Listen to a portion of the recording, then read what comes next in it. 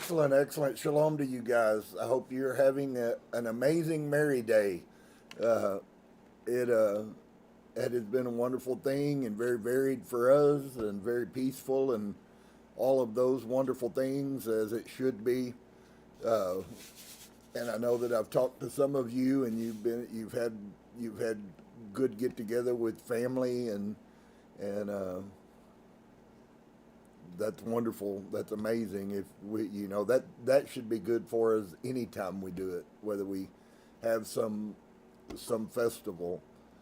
Words have been said about the pagan and Christian and all of that concepts of Christmas. And to be honest with you, friends, when we begin to learn the truth of what these things are, then really, if we have a desire to mature, then we really we have to let go of a lot of things. And what I'm finding out is one of the hardest pieces is for people to let go of things.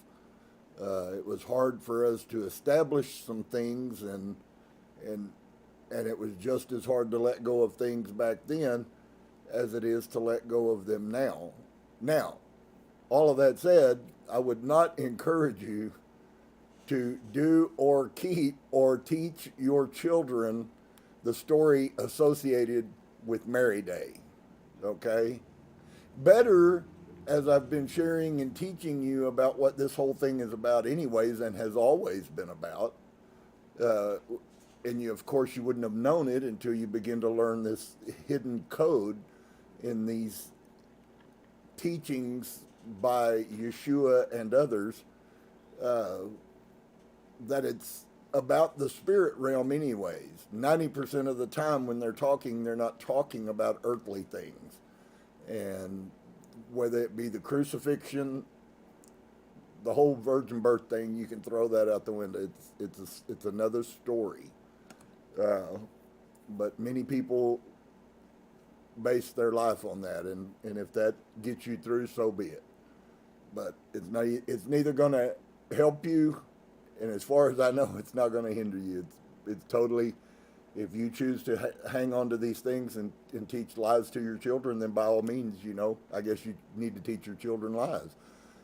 On the other side, what is wonderful and profitable, as I've already heard from some who got an opportunity to talk today and to share some truths with some people that had no idea about what he was talking about, but he still got to sow seed, and man, those are good days no matter when it is. So we really are blessed, and if you're here tonight, you're blessed, and if you're not here tonight, you're still blessed. What we're finding is truth, and as we find truth, truth exposes what is, and yet at the same time what is not. And unfortunately, it seems like most humans have a bent towards looking towards one thing and wanting to throw away the other half. And I never have been a proponent of throwing the baby out with the bathwater. It's not to say you can't do that, but it seldom works out very well. And so we have been blessed. We have been brought along. The picture is huge. The picture is huge. And so for those of you, I would like to say, that might be in the middle of, maybe you're in a situation, maybe you were a Christian all your life, and so you moved from quote unquote, if you've been with me, you moved from Christianity into keeping of the Torah, which I would view as a much higher form of religion than Christianity any day of the year. And so while it may not have been any more required by us than this over here, because they all came from the same book that has been misinterpreted and presented to us wrong for 2,000 plus years. But just because that's the case, does that mean that we then stay in the blindness once light comes? I mean, that's really the summation of all that we're doing on this wonderful Merry Day. People getting together. It is an amazing time in history, friends. This isn't a time to be scared. This is a time to begin to realize and to breathe in that which is to come within us. Now, here's the problem. We can't seem to deal with truth and deal with truth. We like the good truths that make us feel all warm and fuzzy, but we don't like the truths that might not make us feel so warm and fuzzy. I shared, and I feel this is what I call playingly one of my lawyer moments. I felt intuitively yesterday really heavy in my spirit that I needed tonight to say to whoever listens these words about something that I said Saturday. Because as we read Patanjali, we found out that karma comes from past lives as well as this life. Okay? So, and then we're creating the karma in front of us. Well, the simplest thing to do is if you can't change the rear, then you do whatever you can do to make it better. And you try, hopefully with all of your heart, you try to not generate more karma so that you have more payment to make. But I want you to, here's the piece I wanted you to see. Unlike in Christianity where we're good and then we go to hell and then we're good and we go to hell. We don't go to hell when we're good, but we go to hell when we're bad. This belief system doesn't in any way support that. But it doesn't mean that there aren't any kinds of punishments in the spirit realm, and there absolutely is. But what I wanted to say to you is the concept that karma always has to be paid, and I felt like I said in my intuition, I felt like this was almost more of the issue. So, was karma never paid until I shared that with you on Saturday, and there were people who said words that made me believe that they felt like that was kind of how it worked. It's like karma wasn't working because I didn't know anything about it. Okay? Well, that ain't the way it works. Karma has been working for thousands of years, friend. And so what I'm trying to get across to you is hopefully if you have some of that anxiety that you'll let it go because it's really not benefiting you. That karma has always been working, okay? But maybe the focus of our lives haven't been on karma, so we've been doing bad karma, so we think that's what normal is. And as we grow, and as we learn, and as we change, and then as the opportunity avails itself where we can go back, even if it's a very small piece, maybe it's a phone call. Maybe it's a nice thing, even that isn't accepted, because as I shared with you on Saturday also, it doesn't make any difference what the receiver of a gift does. It's how the person who gives. I've watched greedy people receive. I've watched lustful people receive, and then I've watched very humble people receive. It only changes how they receive. It doesn't change. What changes your end of that objective is how you give. And so if you give in love and somebody uses it wrongly, the curse is on them and the blessing is always on you. And so if we're really concerned about such things, since it's just truth, then you will immediately begin to understand that when you get the opportunity to go backwards, you're doing yourself good by making right when you get an opportunity to make right with someone that you're not right with. And I think if I showed you the principles in the New Testament, you would find that teaching is in there. But it's not in there under that guise. So what am I saying? When you get an opportunity, if you did something wrong or you did something ill, or maybe you didn't and the person thinks you did, but if you get the opportunity to set that right at all, you should take that. And on the other side, in front of you, the opposite direction, all of us would be more blessed and will be more blessed, and I'm going to speak that in the positive in front of us. We will be more blessed the more that we focus and we become conscious, which is part of the higher consciousness of karma, because the less karma that we have to deal with, the more bright our lives are. Source wants us to be bright, shining like a light, man. All of those metaphors you've heard all your life. One of the most potent spiritual songs that exists on the face of the earth is This Little Light of Mine. The most potent spiritual song that ever existed. And people laugh about it when I say that. It shows nothing to me but immaturity and ignorance. There is no greater calling to a human being than to be a light. And anything that glorifies that is glorifying to source. How dare you?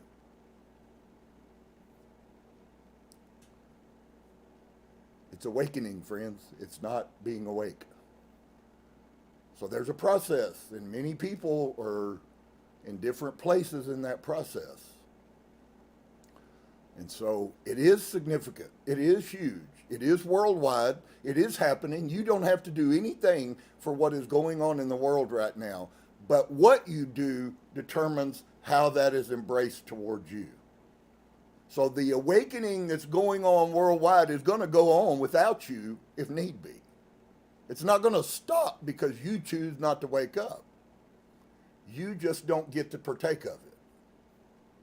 And that's been spoken so many times over the last year, it's not even funny that there are going to be people, even in this awakened time, who choose not to accept the goodness of our Creator. And He's going to let them pass. Many times that's been revealed. It's not new news.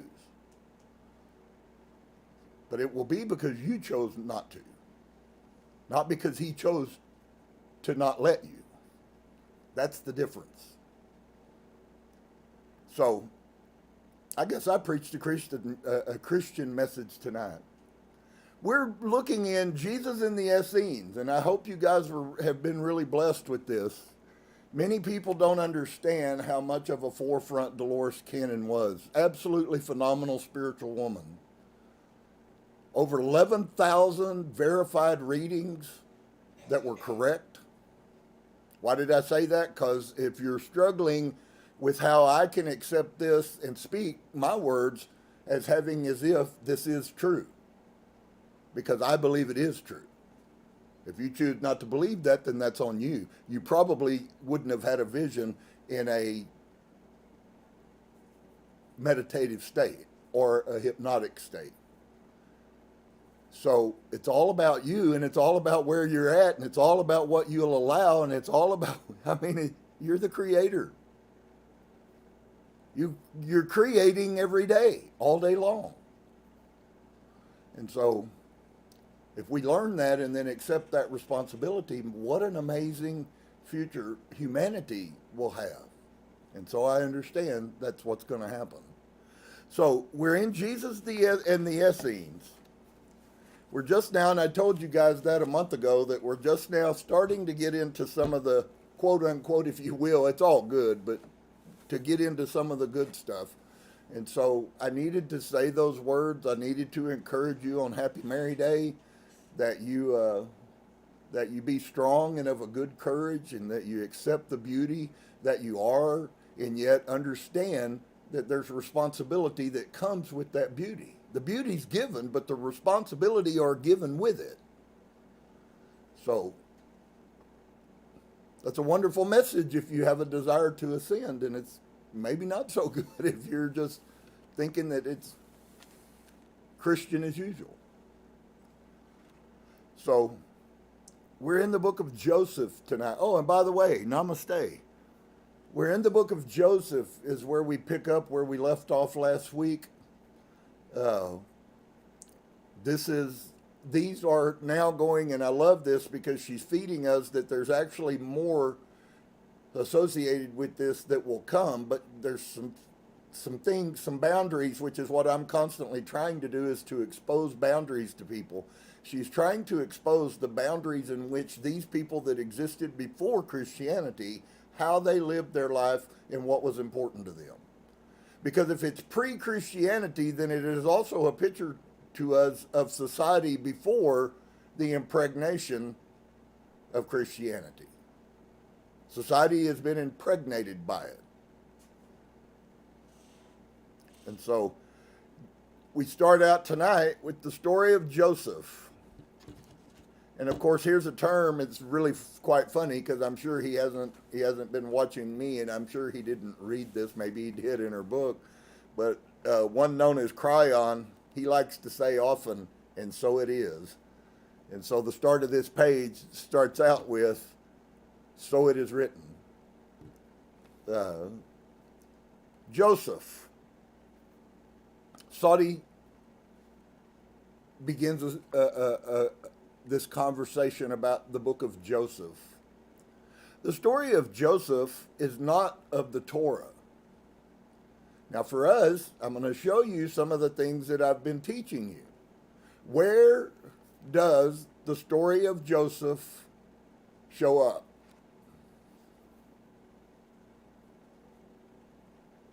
Now understand, the Torah, for what we've been taught, which is the Pentateuch, the first 5 books of the Bible, that is not at all true. The Torah to Saudi is the laws of God. He doesn't know anything of, very little of Bereshit, and I wish she would have known the Hebrew name to have asked him, because he said, or she wrote down, in the beginning, or in the beginning, when she said something about Genesis. But they would have called that Bereshit, in the beginning, which is what he would have said in Aramaic or Hebrew if he had answered her in Aramaic or Hebrew. Instead, he just said, in the beginning, because the channeling is coming through an English speaker. And so, the story of Joseph is not of the Torah. It is said that he had many brothers by different mothers, but only one brother by the same, who was younger than him. Maybe he was the youngest. I do not remember. It has been a long time since I read this. It is said that he was sold into slavery by his brothers because his brothers were jealous of the attention his father gave him. Because he was, let me think here. Yes, I remember. He was the youngest child of his mother, and his mother died giving birth to him. Well, that's different than our version. Okay? And she was a much-loved wife, and therefore this one was, how do you say, probably spoiled. He received many things that the brothers did not think quite fair, and therefore his father presented him with a coat with sleeves, and he was ... And so Dolores then imposes the question. She says, wait a minute. In our story, in our Bible story, his father gave him a coat of many colors. Even Dolly Parton wrote about it. And I interrupted, a coat of what? This is dialogue between Dolores and him. And this is Saudi's next response. A coat with sleeves. You know, a robe that has sleeves. Usually the robe does not have sleeves. It's just an open robe. Anyways, it was nice and new, and so they were jealous, and they decided they wanted to take this from him, and he said, no, you know, Father gave this to me. And they had an argument about it, and so they threw him in a well. Now, I would like for you to see, there's about 10 different things, pieces, nuances that are different than what you've learned your whole life. Did you notice that the bottom line of what the thing was about is the fight why they threw him in the well, according to Saudi, was totally over the coat. The fight was about the coat. And so he says, no, you know, Father gave this to me, and they had an argument about it, and so they threw him in a well, and I believe it was, or lowered him down into it, I do not remember. And they said that, well, we cannot let him come back to Father. He will tell what we have done. So they decided they were going to kill him. His brother of the same mother said, who would be Benjamin, said, no, we cannot kill him. We cannot do this. He is our brother, and you know we cannot do this. And so, therefore, he decides that he should sell him to the slavers. They decide to the slavers, and they would go into Egypt, and they would never see him again. And so they sold him. So the story has what? Tripled in size. So what did the brothers tell the father? They brought the coat back, and they had smeared lamb's blood, I believe, on the coat, and said that it had been attacked by a lion and that he was no more. That was all that they had found. Then what happened after the slavers sold him? His master, finding out what an intelligent man he is, put him to work for, let's see, the bookkeeper, I believe. I'm assuming this is the word, it was pronounced strangely. And in charge of his estates, and his wife decides she wants Joseph, and he says, no, no, no. And she gets him in trouble with the master, and the master throws him into the prison. And let me now think. There was an advisor to Pharaoh who had fallen out of favor, who was also there, who had dreams. And Joseph, being able to understand the dreams, he told him what they meant. And so when the advisor to Pharaoh was released from prison, he told him to remember him, and in due time he did. And when Pharaoh had a dream, Joseph was remembered and brought to interpret, which he did. And in doing so, he saved Egypt, because Egypt had 7 years of plenty and 7 years of famine. And Egypt was the only one that was prepared, and all the lands around were starving. So it is said that when there was no food for his family to eat, he, Joseph's father, sent the brothers to Egypt. And Joseph is said to have found out that they were there and accused them of stealing, and saying that they must leave the youngest son with him, who was brother of the same mother, and they could not recognize Joseph because he had changed so much. So here's two things. First off is that there are some nuanced differences, and the only way you would really find out the depth of those nuances is by talking to him longer. And if she has more dialogue of that, she will probably share it with us in the future still. But we find out that there are some nuances different, but reading that story, the whole of it has stayed pretty contact, hasn't it? I mean, we got a coat now, and it's some greatly colored coat, instead of just simply the fact that to them having a coat that had sleeves on it in the winter was a big deal. And that it was nothing but a fight with his lusty brothers who wanted it because he was a spoiled brat, and they were offended by it. Yeah, and not because we don't hear any of that story about him coming along and ruling. None of that exists in there. And I don't say that it doesn't exist in Zaudi's mind.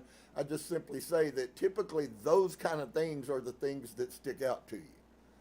You know, like the blood on the cloth and the coat of many colors. Why did they make a coat of many colors? Because they wanted you to remember, because they were changing the narrative to program you. And so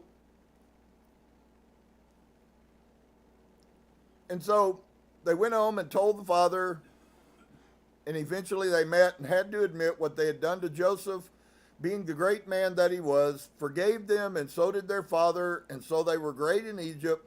This is how the family got to Egypt, for they moved them there. It was a very long story and part of our history. So he shows you he's not doing anything but giving us. It could be infinitely more different than what this is in a greater degree, but it also could be less different.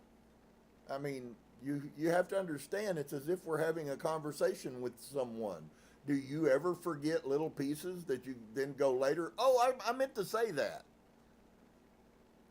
And so the next story we have is the story of Adam and Eve from Zaudi's time frame. Zaudi had mentioned Adam and Eve earlier, and so I asked him about the story. The story of the creation of man and woman, yes, made from the clay of the earth when it was new, was Adam.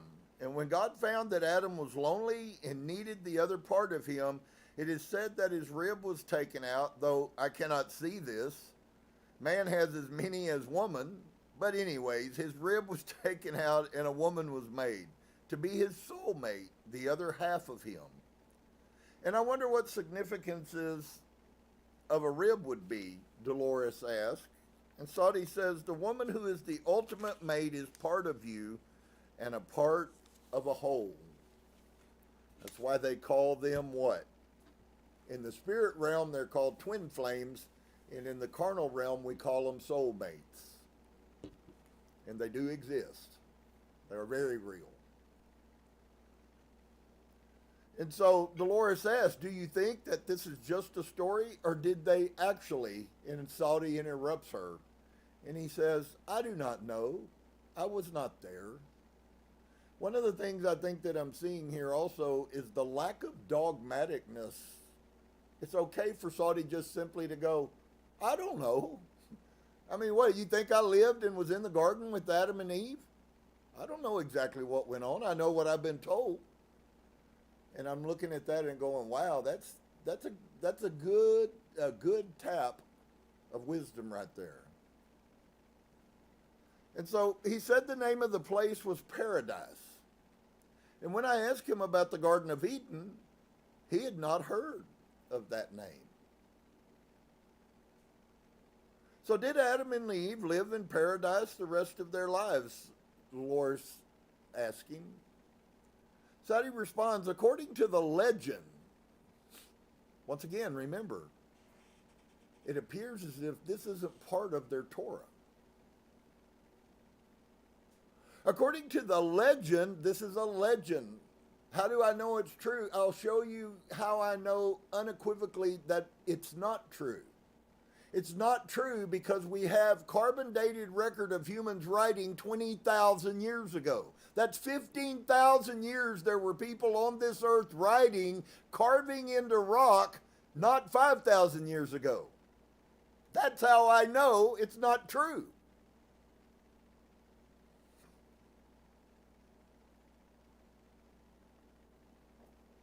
It is exactly what he said. It is a fable.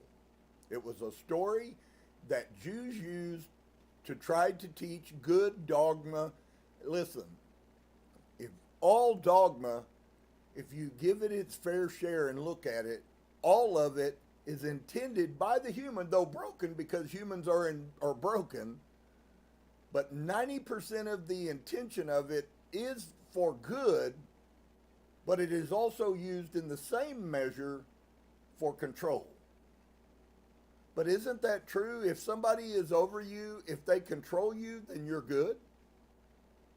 Isn't it true that if God controls you and you're good according to God, that makes you good?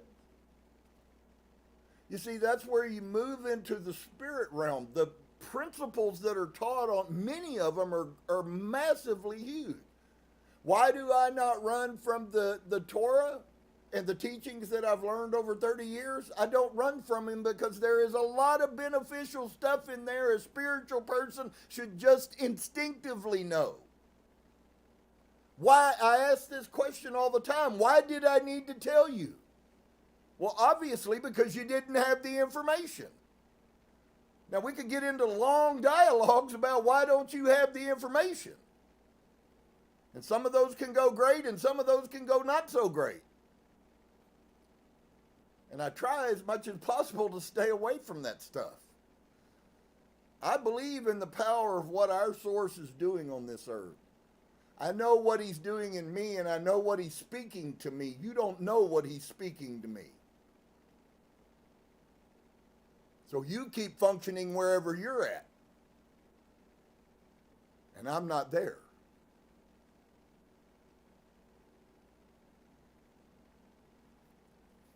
And so Dolores asked, he said, did Adam and Eve live in paradise the rest of their lives? And Saudi responds, according to the legend, they were cast out for trying to take from God. So now we have that they were cast out, but he's fixing to give you an infinitely more wise picture of this scenario than you've ever heard probably in your whole life. And we're going to see some stuff in the Nag Hammadi that I have to tell you, if it resonates with you, I have some concerns about you. But it's so beautiful. All of us are trying to accomplish the thing that they could have accomplished, according to the story. And so, according to the legend, they were cast out for trying to take from God what God wished to keep to himself. And I'll just hold that. It turns into such a beautiful picture of our source and his view of our source. And so they were cast out for trying to take from God what God wished to keep to himself, which was the knowledge of shame. They ate from the tree of knowledge, which was very curious in their way of viewing the scriptures and the world, which they had infinitely more scriptures than we do. They had rooms full of scriptures. You're trying to find the one out of 80 that got thrown out of the Bible. They had thousands of scrolls of scriptures, ancient writings. And so they ate from the tree of knowledge, which was very curious. Why would you wish for knowledge if you had the chance to have eternal life? And stop right there. Some of you may have, but most people have never even considered the whole time that we were growing up and the whole time that we were reading the Bible, we had almost no conversation about the tree of life ever.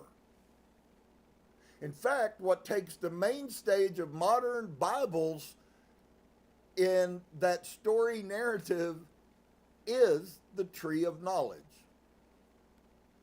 And that you have to ask, if you'll grab a hold of that revelation, you should begin to ask yourself, well, that makes sense. Why, if I could have eaten from the tree of eternal life and lived forever, why on earth would I have wanted to go eat from something less than that when it was free for me to eat from? So here's a principle that I see in that you got to get a hold of. God wanted him to eat of that. That was Source's desire. Even in that context, the Source's desire was for them to eat from the tree that was cool to eat from, and he never one time speaks a word about it. In fact, he doesn't speak about it, and I would believe if that narrative were true, it was because he wanted to see what Adam was going to do. Because all they had to do, man, once they found themselves and found them two trees, all they had to do was go over and eat from the tree of life, and he would have never kicked them out of paradise. Go read your narrative. It tells you that.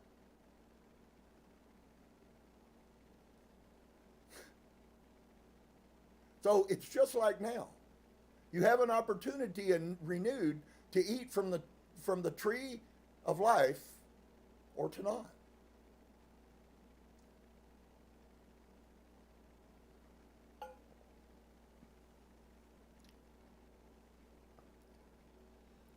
So, they ate from the tree of knowledge, which was very curious. Why would you wish for knowledge if you had the choice of life? And you had the choice of knowledge, how many would not choose everlasting life? I do not understand. And I asked him to explain. Why? Because he just boggled her mind, because she's never considered this. Some of you are going to be honest and you're going to go, wow, I can't say that I personally ever thought about it in that version. There just was some reason that they had to have this calamity and eat from the lesser tree. Therefore, why did they say that they ate of the fruit of the tree of knowledge? Would not most wish to live forever? This is very curious to me. I would rather be perhaps a little unwiser if you live forever. You have much greater chance of gaining wisdom in that length of time. So he just showed you part of the infallibility of that whole story and concept. And if you'll spend some time contemplating it like a few days like I have, you'll go, bull crap. I wouldn't have chose that. I'd have chose life. I know myself. That was done for a purpose. And so his strange philosophy amused me, but it did make sense. I asked what the trees looked like. Sadi responds, they were one of a type, and they were giant in size. I have heard that they were made of pomegranates. But this is, again, a legend. Was there anything in your story about them being tempted to eat off of the fruit of one tree? And if you had read some of the things in the Nag Hammadi that I had, you would have a little better concept of this. As we read it, you'll hear some of these pieces, and then you'll go, oh, that's what was going on. It is said that the serpent tempted woman. And being tempted, when she succumbed to this, it was part of, according to legend, why women must suffer during childbirth. Now, here again, I'm going to reiterate this because oftentimes what people don't say have as much power as what people do say. And so as he's speaking, if you'll listen to the things that don't catch his eye and the things that do catch his eye, you get a lot clearer picture of how these people thought. And so, according to legend, why women must suffer during childbirth. I do not believe this. For women did not have to suffer. This was something that men added to this story. Women don't have to suffer. This is something that men had added to this story, I think. Why should the bringing of life in the world bring suffering? Total different paradigm shift view of the world, from a physical to a spiritual.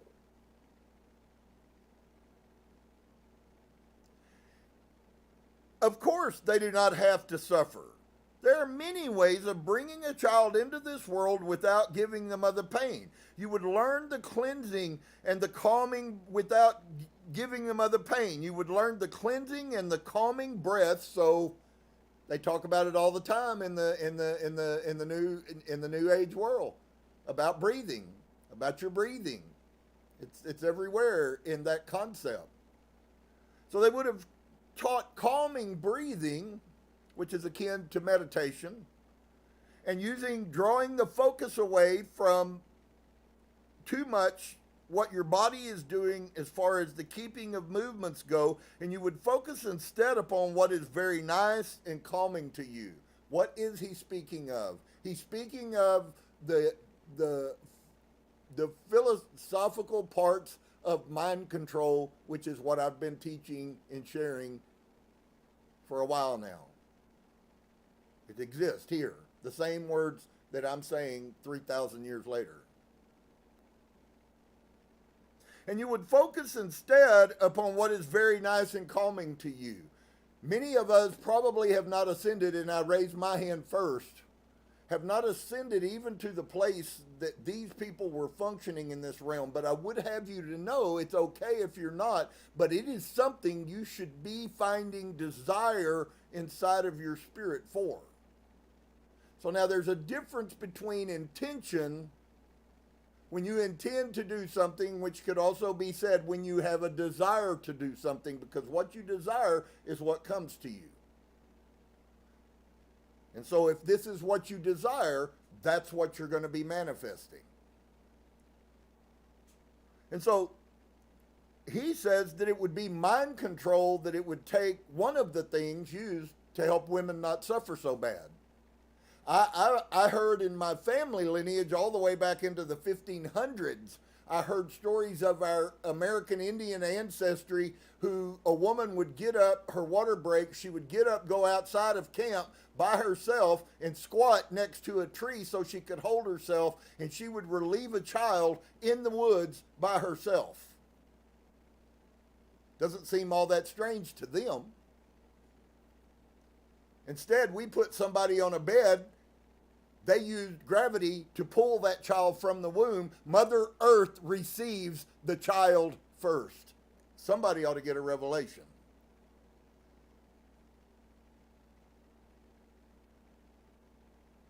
So you would turn the cleansing and the calming breath and using and drawing the focus away, keeping the movements going. So the more that you flow, that's why I know when my children were born, we had researched about, at the time it was getting kind of vogue in the hippie world for women to give birth to a child in a swimming pool. Because the baby, once again, by an element of earth, water, is drawn from the mother's womb to the mother. From the mother to the mother, the earth. And you would focus instead upon what's nice, and the calmer the body is, the easier it is for the child to be delivered. Why do they give a lot of the shots? Yes. I don't deny that everything that he's saying fits, because there are women who have to go through lengthy. But there's also a question that could be asked about that. Is there things they could have been taught by someone who knew that would have helped them not be that bad? And the answer is unequivocally yes. And that's where she states, it sounds very similar to the modern Lamaze methods, which is what they teach you, breathing. If you listen, I went through Lamaze classes. I know what I'm talking about. And it's breathing and mind control. It's all a form of this same thing, ancient as can be. Are the women trained to do it themselves? There are women who are told the manner in which to do this. And of course, there are other women, and actually the mate is there with them, but I have not attended a childbearing, which totally zeroes the Lamaze system. You mentioned the serpent. Do you mean it was a real snake? And Saudi responds, some say that it was one of the beings of light who had fallen. I'd love for you to hear the words that were used there. Beings of light.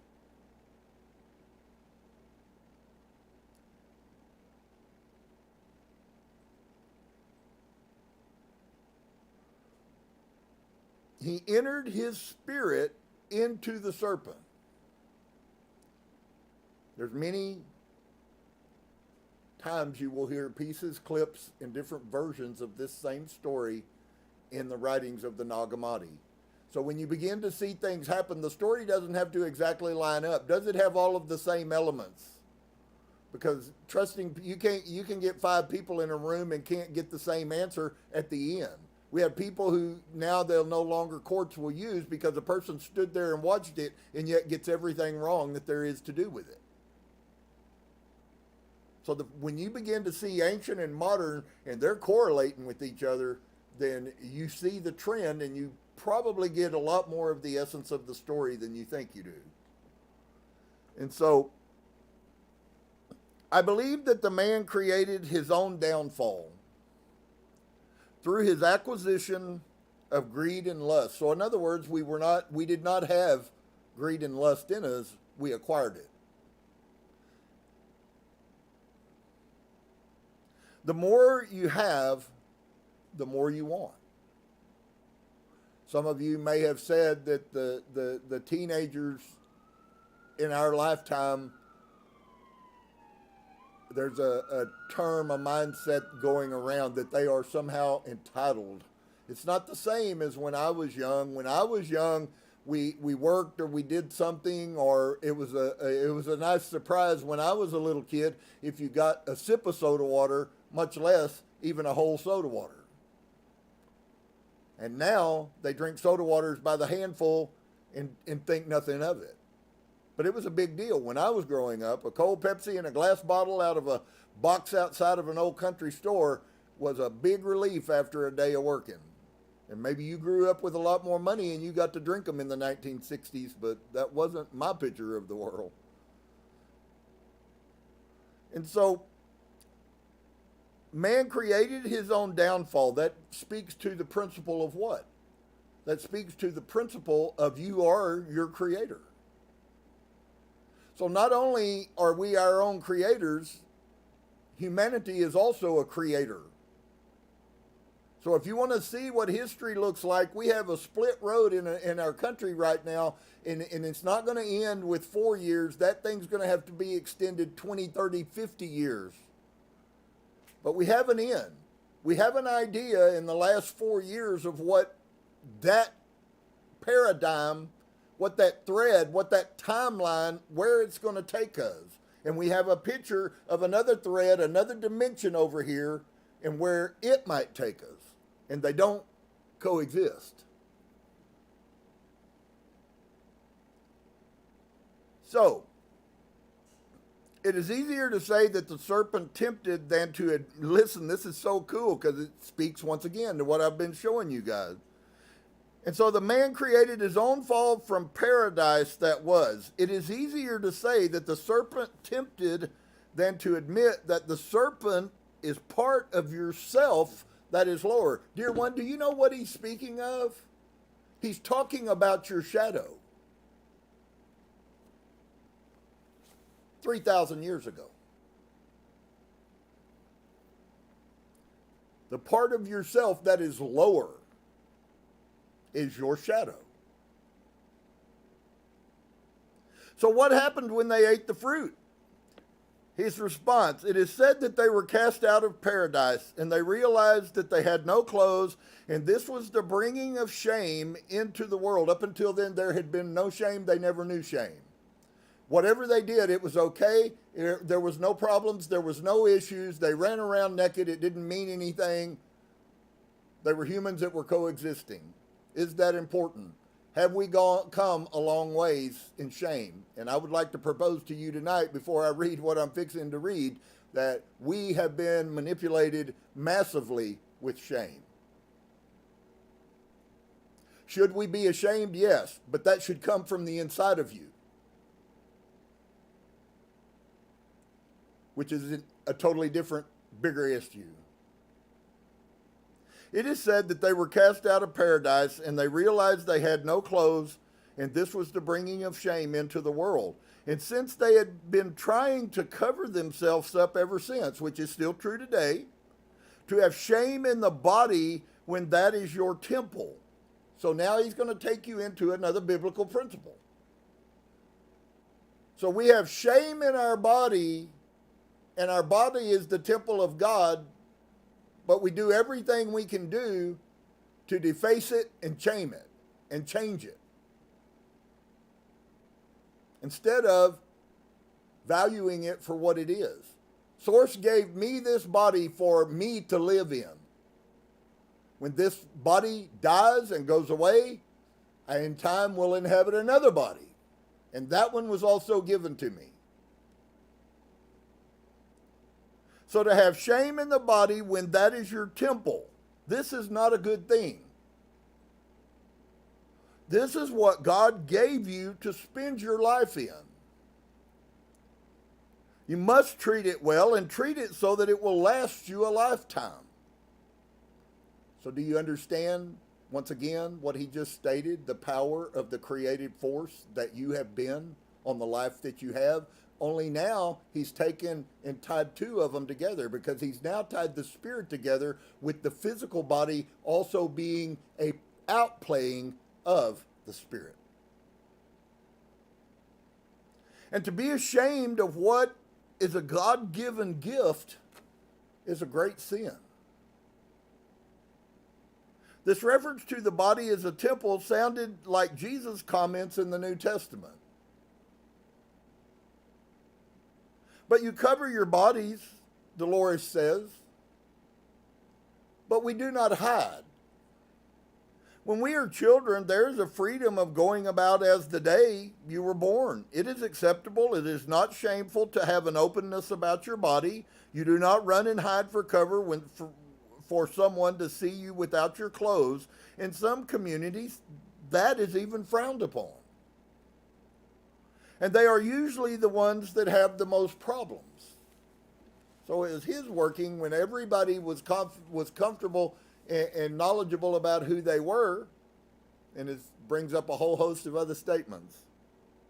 So this explains the daily mixed naked bathing in Qumran. Maybe some of you caught that 3 or 4 weeks ago, because when he talked about them being daily bathers, that they went down and they bathed daily in one of these ponds which still exists today, and that it was mixed, female and male.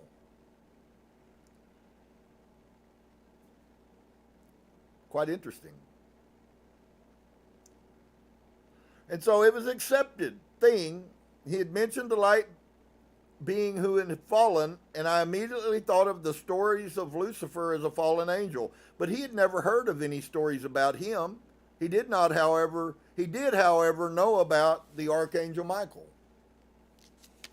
I know of Michael, Saudi says. I know of Michael. It is said that Michael is at the right hand of God.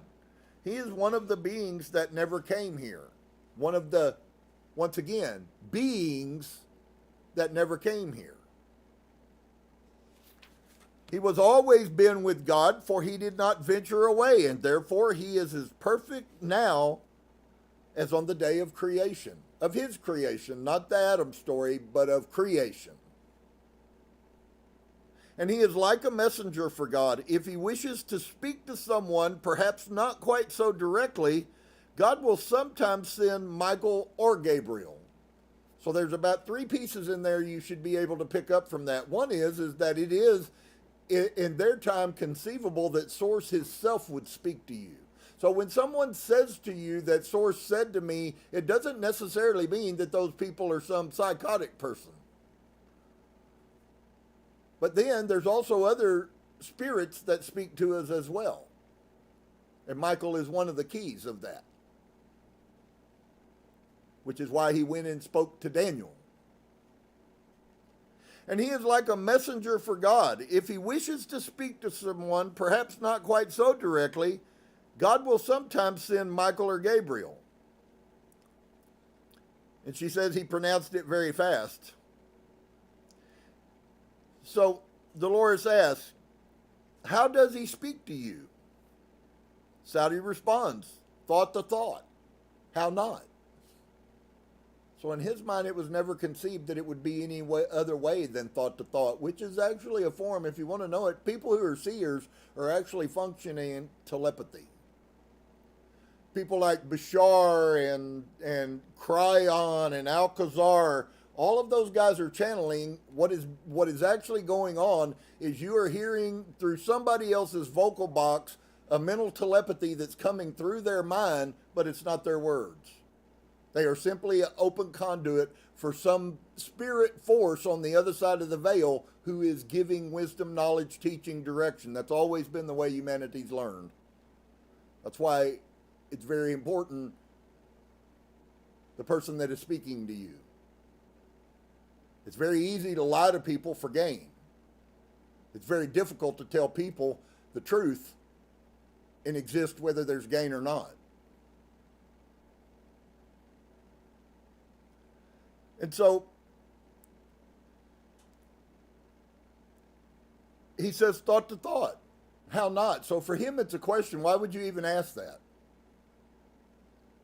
You don't actually see him? There are those who do. There are those who need to. And this is very potent because all of this stuff is very modern mainstream. You hear these words come out of mediums' mouths all the time. There are those who do, and there are those who need to. But it is not always a need to know in all who would hear him. I don't need to see a picture of him to know that I just got a download. I got one today. Beautiful, amazing. I'm waiting for him to fulfill those words in me. They were amazing. All light, all beautiful, all correction, all truth, all love. See, if somebody gives you a message and it's only love and there is no direction with it, you need to be very careful about that. That's why when you see channelers of the Akashic Record, they will always tell you the Akashic Record will never tell you what you want to hear. So you're going to go to them hoping to find free, cheap salvation, and they're never going to tell you that. It's no different than what I do, why I do what I do. Because without direction and instruction, we never change. And if we don't change, then we're the same we were. It'll end up coming down to your ability to change by the time it's all over with. If you sum it down to one word. Saying you know there needs to be change is not change. But it is the beginning of change. Once again, it's the intent. It's what you do with it. If you throw it down on the ground like everything else that you've ever done, it's useless. And so there are those who do. They need to see this. They need to see a movement. I've heard people, it's like you need signs. There was a statement made, and it's very profound, full of wisdom. But the people who truly are spiritual seldom need to speak about how spiritual they really are. They don't need a sign. They don't need a confirmation. They already know it. It's a knowing inside of you. because he speaks something and you watch it happen.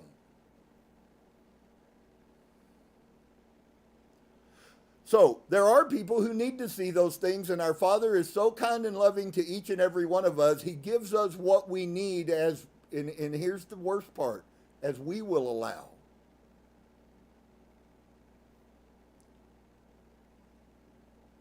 And so it is not always a need to know in all who would hear him. He would appear to you or differently. He would appear perhaps something clothed in golden light, or perhaps just a sunbeam disclosed, or perhaps as a young man or even an old man. You see them using these principles in television shows all the time. It is in all how you view him. That's why there are some people in near-death experiences that go to heaven and they see Jesus, and then you listen to 5,000 people who never saw no Jesus. Because that person coming from a Christian perception was still light, but the way that they knew to believe the world was to look at that through those eyes. And so to them, seeing Jesus was like, I saw it. And so he would appear perhaps as something clothed in golden light, or perhaps a sunbeam. Maybe a young man or an old man. That's why they make television shows like the God thing. What happens? He shows up, he speaks 2 words of wisdom, he teaches them some, and he goes away. There are many who have not come yet, and that's a fact. In multiple different levels. There are many spirit forces that are headed to this earth that haven't come yet, and there are many people on this earth who haven't come yet. They're just coming from 2 different places. It is all in how you view him, how you need to have his image, this image of him. And you remember we read a couple of weeks ago that all names are just names to give an image, because otherwise you would have nothing to call it. They're not real. They're not the thing. It's just what we tied to them to call them. Jesus is an image to most Christians, and they tied to that name. That name in and of itself really isn't what the thing is about. But that's what people focus on, and that's where they put their faith. You don't have to do it that way. You can simply call on source and know with all of you that source is the source of all source. And my friend, you have come to the place of arrival. Not that you've arrived, but you've come to that place. And so there are many who have not come yet. There are many who have not decided that this is what they wish to do. And you've heard me say that multiple times. It won't be accidental. The people who choose not will hear the words. Listen, my main belief is in the power of the seed of source's words. All I have to do is say the words, plant the seed. Only those who hear it will do anything about it. And the rest will continue on with their life. It's always been that way. I just didn't know that. I used to think I could actually help people.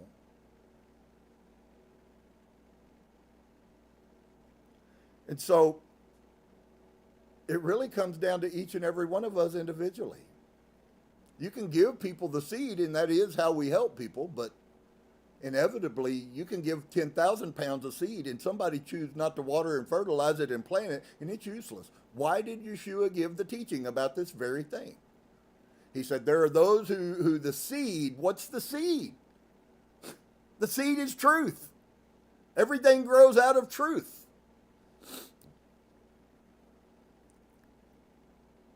So there are many who have not yet come, and there are many who have not decided that this is what they wish to do. Some of you may be sitting there in that very state right now, this very second. That they sit back and they watch. That's a nice way of saying they sit back and do nothing. So returning to the story of Adam and Eve, I said I had heard a story that there were giants in the world in those days. Saudi responds, once again, very nonchalantly, totally different perspective than us. So it has been told, according to the stories that have been handed down, Adam was just what God decided man should look like in the final choice. So there were multiple choices of what man should look like. That ought to give you a hint right there.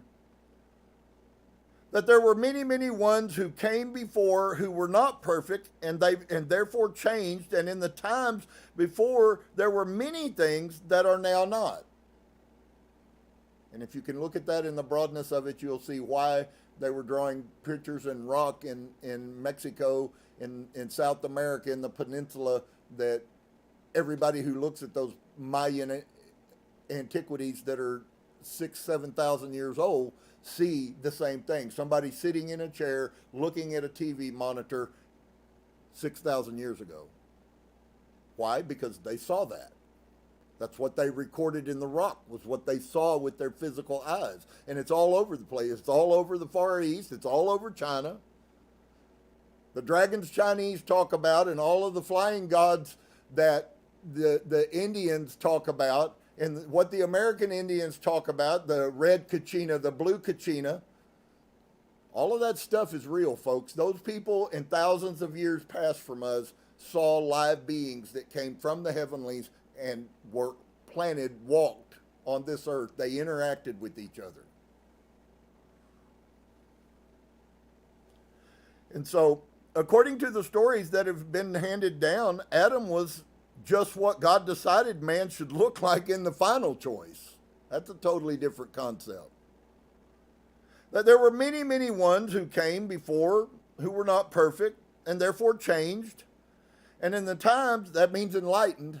To be changed is to be enlightened. That's why I always tell you that you got to change. The changing is enlightenment. If you're not changing, you're not being enlightened. If you're staying the same, you're at the same, going around the same tree or around the same mountain.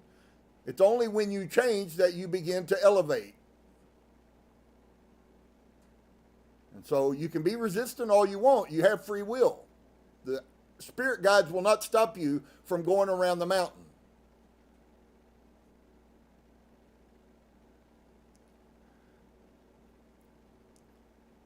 That there were many, many ones who came before who were not perfect and therefore changed. And in the times before, there were many things that are not now. So it is very possible. There are many legends about strange animals. Do you think that that's where the legends came from? He says, so I have heard. It is a great possibility. So some of the stories about the animals, she could have been talking about apes, but she could have also been talking about all the pictographs that are in Egypt of minotaurs who were gods that came. Men with goat's feet and a bird's head. And so there is more about this in the story about the creation of the world in chapter 15. So when we get back there, we will find even some more extension, some more information that she brings out. And so I think we'll just stop right there. We'll pick back up with Ruth next week. If you came along and watched today, bless you. Thank you for that. I appreciate it. I hope that you will learn something. If you're resistant and these things are uncomfortable, it's okay. There's lots of uncomfortableness in the world right now because the world is changing at a very fast rate of speed, and not everyone is stepping at that frequency. And so it will be hard for people. Doesn't mean that you can't do it, because I would like to encourage you, you can do it. You can be as great as you want to be, just like this country can be as great as we will want it to be. Maybe you haven't seen it. All of that stuff Trump is doing, even if it is without his knowledge, is all elevation and spiritual awakening. He's seeing something and seeing for what it isn't, but seeing it for what it is. Because the spirit of America is great. It's the people that have made it less than that. And that happens every time you vote one of these wackos into office. And so, without being harsh, humans have done it to themselves yet again. But that's always the way it's been. It's always the way it's been. It's not the end of the world. Thank goodness we have the ability to grow and learn and change. And I hope if you're a very change resistant person, I hope that you will at least ponder. Uh, I know that it's real easy for us to say that we need to change something, but changing it often is a different story. And that's not just for one person or two people. That's for every human that exists. Some people have a propensity to make their mind up and move forward easier. And for those people, their journey will just happen faster. Others, what used to take 50 years, they might do in 10 years, and somebody else might do it in 5 months. And those things happen all the time. So it's wonderful again because you get to choose. You get to choose. And so, as I'm sure Source desires from all of us, is that we choose wisely. That we get what we can get. And I'd like to take my hat off to the person that, the Muslim guy who wrote me. That was wonderful. Thank you. Yeah, it's not a game. When I say this is happening all over the earth, friends, Source is showing it's almost like every day something that validates it and validates it and validates it. And so I think it's going to just continue. And then people who can't see it now will begin to, and that's wonderful too. So shalom and peace to each and every one of you.